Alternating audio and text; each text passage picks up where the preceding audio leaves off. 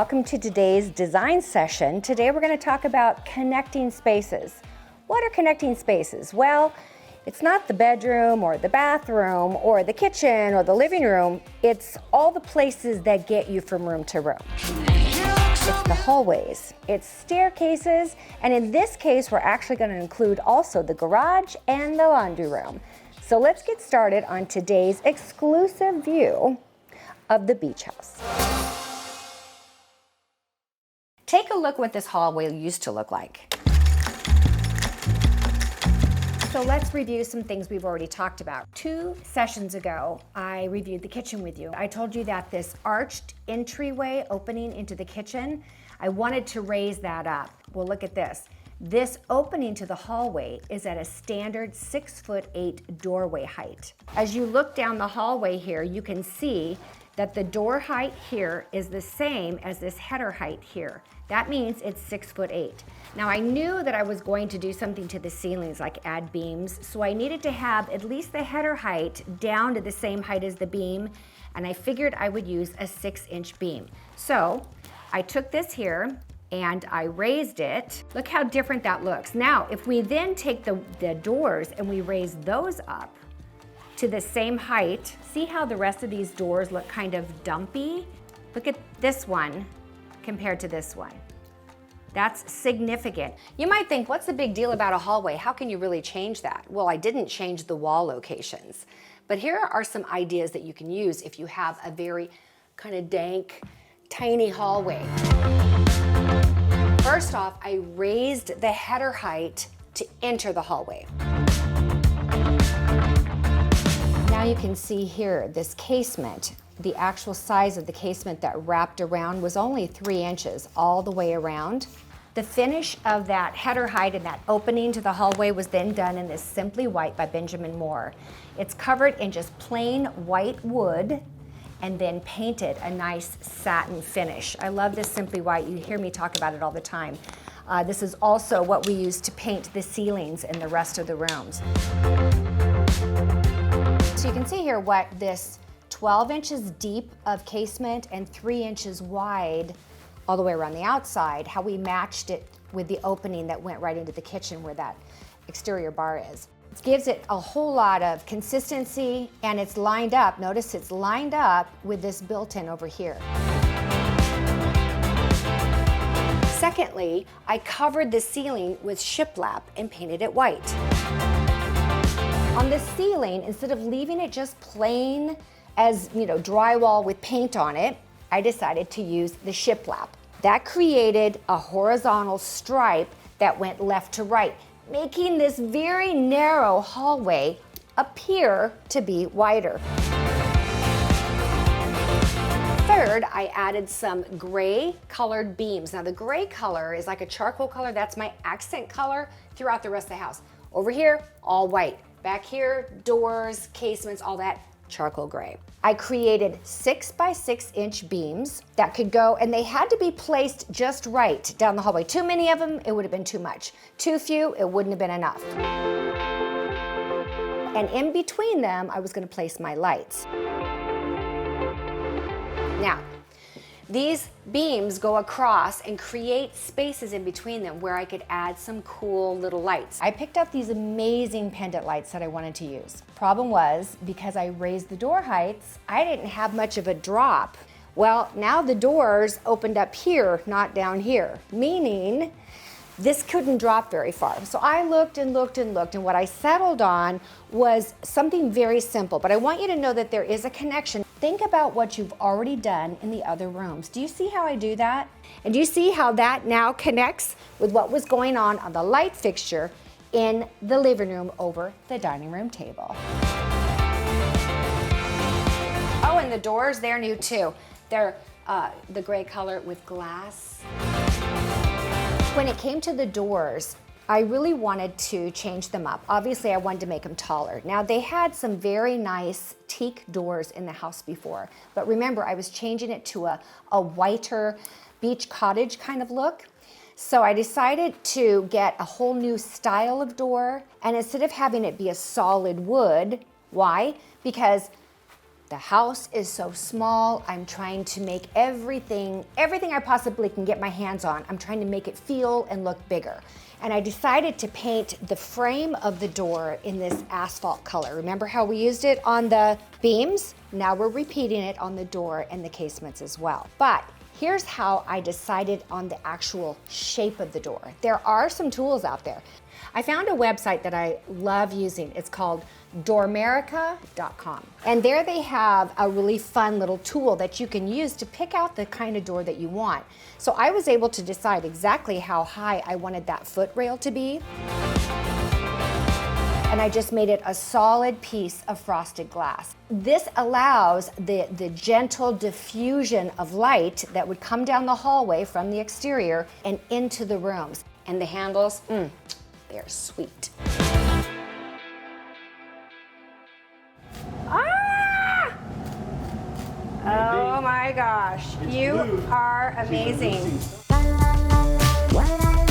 Now the baseboard in here was interesting. I decided I could afford to do a 6-inch high baseboard, which is really a nice beefy height for an average 8-foot ceiling. I used that in just a very plain profile. Absolutely no molding to it because I wanted a clean look.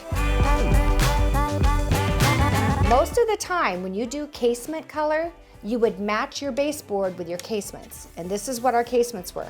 I decided instead to do the simply white baseboard on the floor.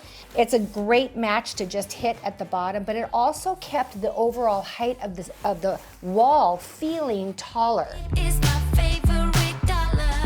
lastly, we covered the walls in a vinyl wallpaper that has sort of a horizontal, streaky stripe look, super subtle, cool wallpaper. Look at that. This is what I loved for this project, and it just so happened that I kind of came across this wallpaper right about the time that we were doing this project. Personally, I absolutely love grass cloth. I think grass cloth is so classy looking, especially in a beach house. But there's problems with it. Number one, it's a natural fiber, so it's not going to hold up as long. And it's so natural, they can only get it in widths. I want to say they're 32 inches or 34 inches wide. This kind of wallpaper, this is like commercial wallpaper. It's made to look like grass cloth, but it's 54 inches wide. That means fewer seams. This is another place where I used horizontal stripes to make a space look wider. Just remember, on your walls, not on your bottom. Same is not mental condition. But yeah. So to answer the question, what can you do in a hallway to make a difference? There's a lot you can do. So that you get a perspective, all these bedrooms come off of this hallway. Hope I'm not making you car sick here. Here's the hallway, comes down this way. Right here is an L shape or a side that comes off of that hallway. A feature I really liked in this home when I saw it for the first time was this hallway where they had built-in and very almost 40s looking for their linens, their towels and things like that. I thought that was great because again, this house has no extra places for storage other than this one place. So the ceiling in here, it doesn't have the shiplap on it. It's really kind of a separate part of the hallway. I just kept that shiplap and the beams going down the main hallway and then breaking off from it. It's not as important, it's not as grandiose, and it's stinking small. I also wanted to take my built-ins up to the ceiling, and I didn't want to sacrifice 6 inches of a drop in those cabinets because I wanted to use every inch I could possibly get. I needed to make it as tall as I could, and I also wanted to make them as wide as I could, and I also wanted to think through what was going inside. The first thing that I decided to do in this hallway, floor to ceiling, wall to wall mirrors. Why did I do that? Because this hallway was 40 inches in width. This one is 36 inches. One of the secrets to this is, look how that wood floor just looks like it just goes on. It just continues on. It's no wider than it was before. It's still super tight, but it doesn't feel like it. And of course, some of the details that I love is, anybody interested in taking a shower or a bath? I bought the towels. Oh, that is so much fun. People don't think that I do that. They don't know that I not only design the cabinets, but I buy the towels that are gonna go in them. These are bath towels. Now these are awesome because they are not too big. So for example, this is the right size that you'd wanna have in a bath, right? You wanna have it like big enough, you can dry yourself off, get nice and dry and cozy, and they also hang really pretty too. But see how the corners are rounded? We also have the bath mats that go with the same family of stuff. And then this, see what this is? A bath sheet. This thing is huge. It is so big that you could literally make a tent out of it.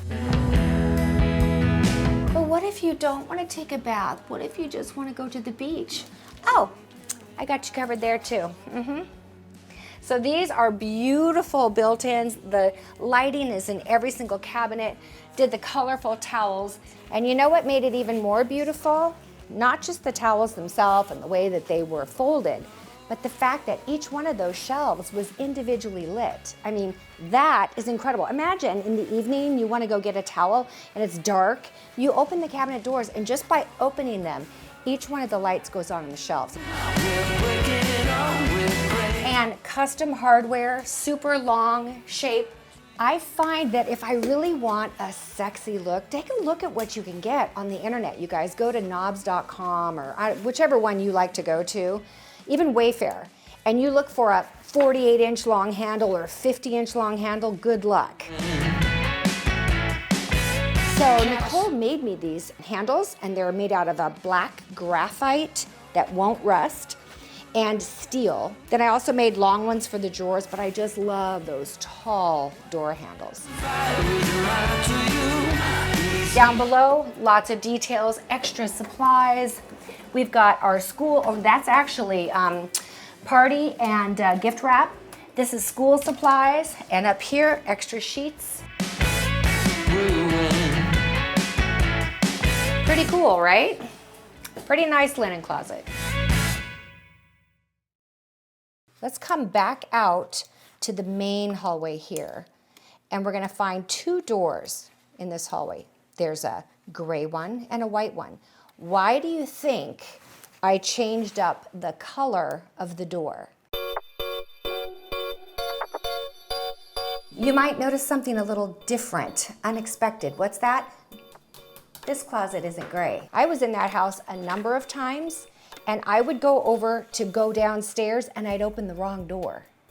The door to the downstairs and the door to the utility closet were right next to each other, and I'd get them mixed up. So I thought, first off, I don't want this to be the hallway of doors.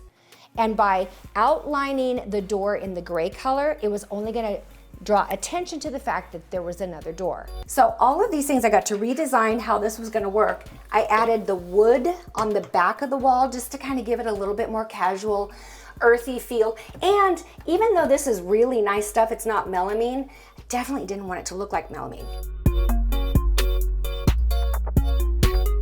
As you can see, actually each one of these shelves lights up individually. We didn't even need to have a light in the ceiling in here because everything is so perfectly lit. As you take a closer look, you'll see how we organize things by category, and we tried to put the things that we thought the clients would likely need a quick hand on, right? You always need a pair of scissors, you always need a lighter, you always need batteries in every single size. And you're always gonna need some tape, like some blue painter's tape or some Scotch tape. Well, the blue painter's tape is in here, but the Scotch tape is over in the linen closet area with the gift wrap. Have I told you about the scary stairs? In order to land at the bottom of the stairs at the right place and not in the wall, they had to scoot them back, which means they had to make them taller. There is a standard height, and it's really easy to remember, of what stairs should be. They should be 7 inches in height away from each other and 11 inches this way. Well, take a look here. While the height is supposed to be 7, it's 11. So each step is, you're raising your foot almost a foot for each step. Where your foot's supposed to be 11 inches, it's 9 inches. So it's shallow this way, basically only part of your foot hangs over. The house was so small that in order to get down an entire 8 feet to the next thing, if they'd have done 7-Eleven, that staircase would have ended, it would have ended in the bathroom. When I looked down at my feet on the bottom stair, and I saw how much floor space there was left before I hit the wall, I mean, it was not super comfortable. We could not change the stairs, but maybe I could do something to make that wall recess back in a little bit. And looky here, had I not cut this wall out here, you know, it wasn't cut out before. The wall was here, but then when you landed here, practically. So by just taking out 4 inches and pushing that wall back at the end of the staircase, I think it really helped. Plus it gave me a spot I could add a cool sconce. But here was perhaps the most significant. But do you see this right here? This is a pop-out. It was a funky medicine cabinet behind the door in guest bath 2. What I was able to do was take this funky piece of drywall and push it back. Now, because I pushed that wall back, like I just showed you, it gave me space to put 2 hanging pendant lights at different heights. When you open the door, now it's white and clean and beautiful, and you get a light sensation here, a light sensation here, and the one at the bottom. This staircase was so narrow, and you know, all I could think of was, those walls are gonna get so scraped and so nicked with people just carrying things up and down. It could even be a laundry basket, and you're gonna get the walls nicked. So I went ahead and used the vinyl wallpaper again, but I chose something it's actually what's on my table.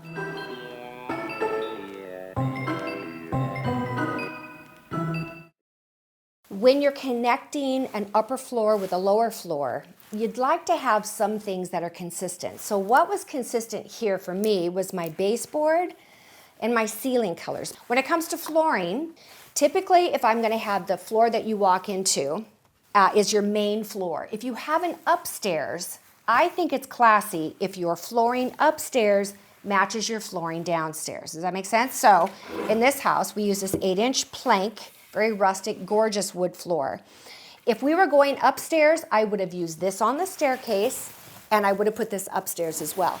It's different when you go downstairs. Does that make sense? So downstairs being a basement.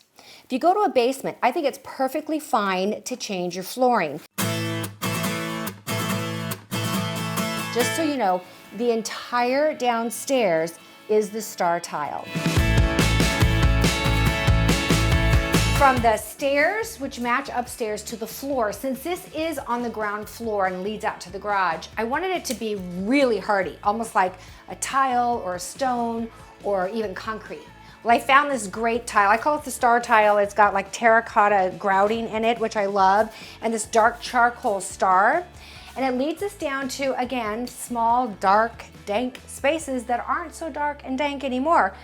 Take a look at what this whole space here and the laundry room used to look like. Well, how do you like me now, says Miss Laundry Room.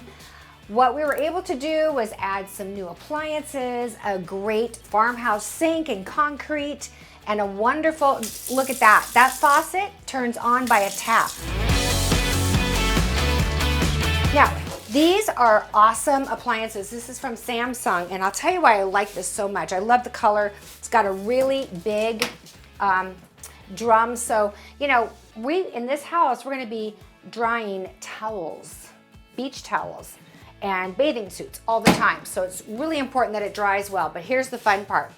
How many times have you put something in the wash and it's going, and then you turn around and there's a sock on the floor or an extra washcloth, something that you wish had gone in, but if you turn the thing off because it's a front load and you open it, you get water all over your floor. And this guy, look, it has a little flap and you just throw it in. You don't have to turn it off. You don't have to slow it down. It's a quickie. Like, it goes like that, and you go like that, throw it in, close it up, back to washing. I think that is so clever. I mean, why didn't they think of that years ago? Some pretty cool granite countertop. It's called Star Wars Stone, and it's like a granite, and that's what we used right there on the countertop. Client's own art in the form of shells that she had in her last house and asked if we could use, and of course we did. If you are my Design Sessions star members, my star pupils, you know exactly what I'm going to say right now, right? It starts with an F and it ends with a W. And it has an L-O in the middle of it. Lou. Flow. So, get this. The backsplash is done in a subway tile. It goes all the way across the wall that the washing machine is on to the ceiling. And then it comes around on the wall that the window was on, and it starts at the ceiling and it comes all the way down. And even though it bumped out, it had a weird little bump, we kept that tile going all the way to the floor. When they first put it in, they put it in right to that bump and said, I don't know if we can go around that thing. I said, you're going around that thing. And I can tell you the way it looked at first, I didn't like it. It wasn't until they came over that bump and all the way to the floor that I got that look and feel of flow. Take a look at this subway tile. It's really an unusual color. And what it is based on is, if you look here at the tile, look, some of this has like this almost faded, it's a very faded vintage look to the tile. It's not just white. So that color combination together, basically, when I take those colors and I blur my eyes, I get that color. But look at this soffit that ran all the way across here, and then some upper cabinets, but they were so squashed. They're like literally this deep, just enough to maybe put some Clorox and some laundry detergent in it. So I wanted them to get rid of that soffit. They couldn't, up to this point. They could push all the stuff that was in here, but this had to stay. And it has something to do with the plumbing and the, you know, all the guts of the house that are not fun and not sexy. Do you see this weird little cabinet here? This cabinet does not open. And I was like, what is that for? This piece of built-in here, I did not want to do this. I didn't want to do this either. But here's the thing, when you are renovating a house, sometimes there are weird, funky things you have to deal with that you can't get rid of. There is an opening. It is a pipe. It is how the washer and the dryer and everything was vented to the outside of the house. And then we got creative and literally raised the roof and got rid of that soffit. You may wonder why I didn't do the sidewall as well. Here's the thing. I didn't want to feel like, if I was living there and I was going to do the laundry, I didn't want to feel like I was walking into a shower. And I felt like if I surrounded all of the walls with tile, it would literally feel like you were walking into a shower. We also opened up this drywall here so it wasn't another little wah-wah arch. This wall, there was a cabinet on here. It's a very narrow space, and this cabinet was about, I want to say 12, maybe 14 inches deep on the lower part, and probably 8 to 10 inches deep up here, which is kind of not only inefficient, but you can't really put much in there. And to be honest with you, when I opened the cabinet doors, there wasn't anything in there except maybe some stamps and some envelopes, which is kind of a long ways to go down the scary stairs if you want to send a letter out. Taking that away, now look at this. This is the coolest industrial strength laundry basket that is vinyl, which means wet stuff can go in there. And I got it was super narrow and wide. It fit the space perfectly. So I just created a fun little thing here where you could hang stuff on it for drying or just to make it accessorized. And then above it, I just did some simple art pieces, you know, beachy looking things, this kind of whitewashed wood look. And then there's some hooks on there. What are the hooks for? Whatever they want them to be for. I also put hooks on the wall, that long wall in the laundry room. What? Just so that they can hang, if they want to hang their wetsuits there, they can. And remember, it's against vinyl. So a wetsuit with sand can lie against vinyl and it's not going to hurt the wall, where if it was just drywall, it would have.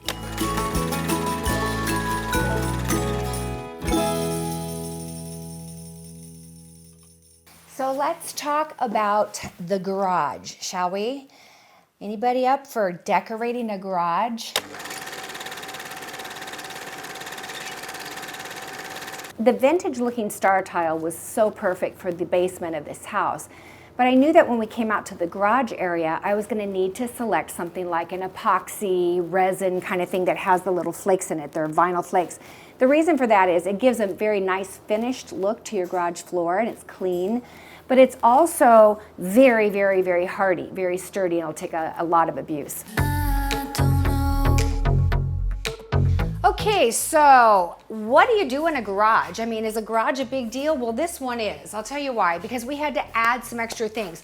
The client in the last, take a look at the photos, in the last one, they had a refrigerator freezer down here and an oven, but not very efficiently put together. This right now is an incredible sub-zero refrigerator freezer with extra beverages.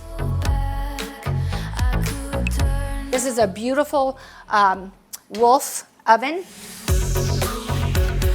We've got storage up here, anything that has to do with cooking. If you take a look at these before pictures, you'll see it was kind of a hot mess. The wetsuits would hang underneath of the little staircase area. This is a place for all of the wetsuits to hang. These are the tool bars, tool buckets. This right here, one more thing had to go down there. You know what? This is a smart home. Do you know what a smart home needs? It needs a place for its brains. Ooh.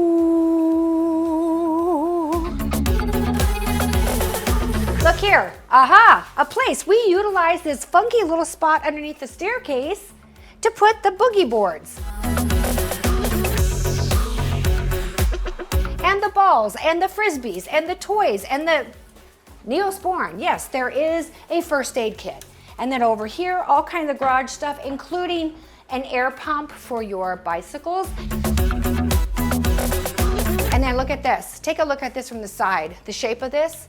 We had this custom made. A lot of you have seen my faux finish gal. Her name is Nicole. What you probably don't know about her is faux finishing is what she did to get herself through college. What she really is a welder. This is for surfboards. It holds them in the perfect position, and we can stack them. It's super, super, super sturdy. It's solid stainless so that it will not rust because it's gonna get wet a lot. We've got a kayak under here for the client's bikes. We had a custom bike rack made. This is a custom made bike rack by Nicole as well, and it's made of 3/16 gauge steel, meaning it will not rust. So that these can take up the least amount of space and still stay neat. The client can move the car in here.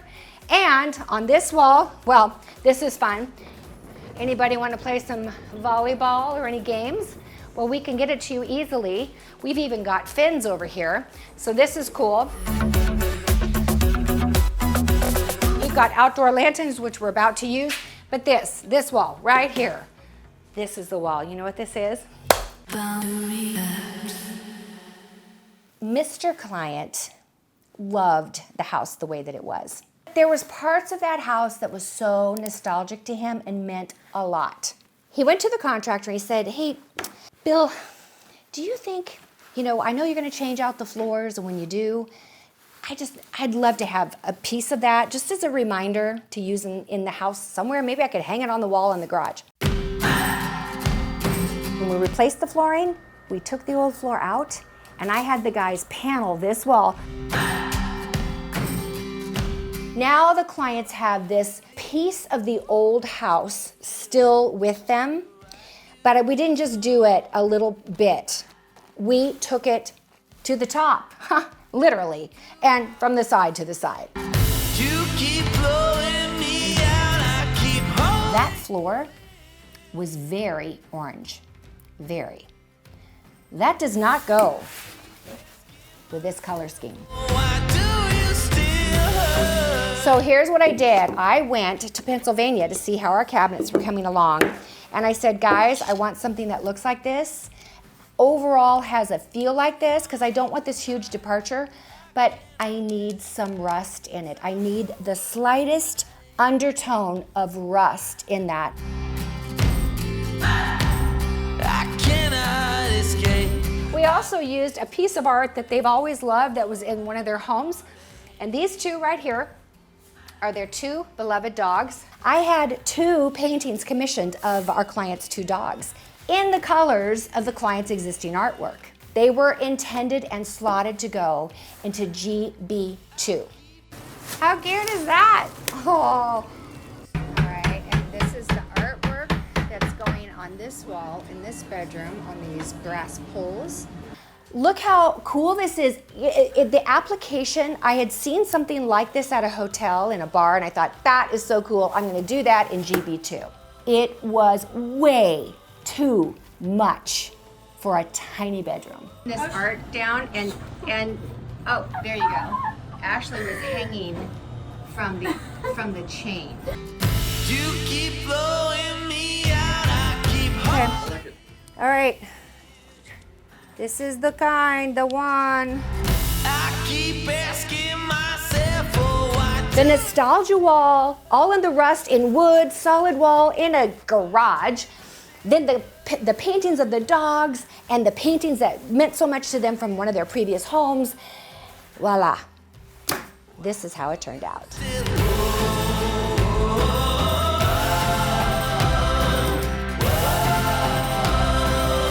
So when they drive up and the garage door opens up, every time they come to the beach house, they're going to be greeted by things that they love already from the very beginning. Parts of their past, memories that matter a lot to them.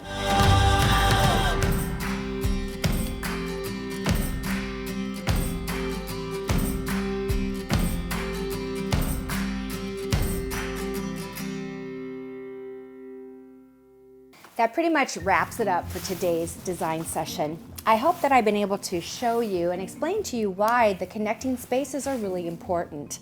I realize that not everyone does their house all at one time. In fact, most of us don't. I don't even do it all at one time. But the bottom line point that I wanted to make is always keep in mind the other decisions you've made, the other finishes, the other colors, the wood flooring or the tile or the carpet. Whatever it is that you've got going in other rooms, it's okay to change, it's okay to have it different, but some sort of flow and connection will make your home feel more cohesive and more comfortable. So you guys, it's always a pleasure to spend time with you at the design sessions. I hope you're enjoying this, and I hope you're watching all of the other design sessions out there. Remember, this series is room by room, area by area. Oh, don't forget to download your PDF, okay? Because I put a lot of time into not only covering the same information that I just gave you in this video, but I also identify some of the resources, okay? I look forward to seeing you guys next time. Remember, we've always got great YouTube videos that we are posting every week on our channels on the Ken Woven Home and on Ken Woven.